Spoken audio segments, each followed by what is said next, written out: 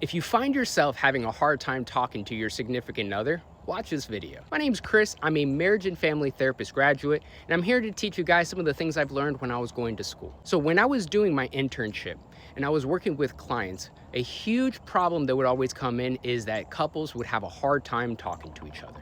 And the first place you can really start is going to be looking for the pattern.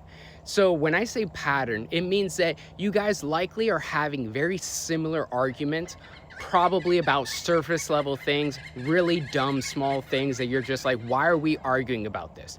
But most of the time it's how you're talking to each other. It's not what you're talking about. So when you can start reflecting and realizing what the pattern is, that it starts with you guys either talking about something, maybe you approaching something that you don't like that's going on, but then the other person feels offended because you are approaching it in a way that maybe they don't like, so they feel like you're attacking them, so then they become defensive, and then it becomes a vicious cycle. So the goal is, how do you break that cycle? How do you interrupt it so that you get a different outcome?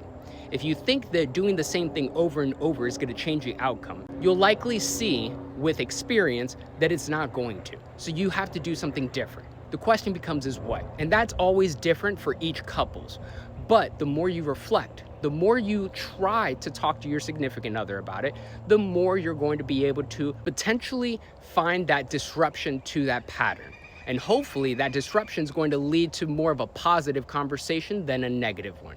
But even if it was a negative one, that just means that the approach was not the best approach, but there's more than one. So the goal is to try to explore that with your significant other, and hopefully you're with somebody who's willing to do this with you, and you'd be surprised how much better your communication can be once you start reflecting on how you're contributing to these fights and how they may be contributing to the fights. For more couples and relationship advice, make sure to like and follow.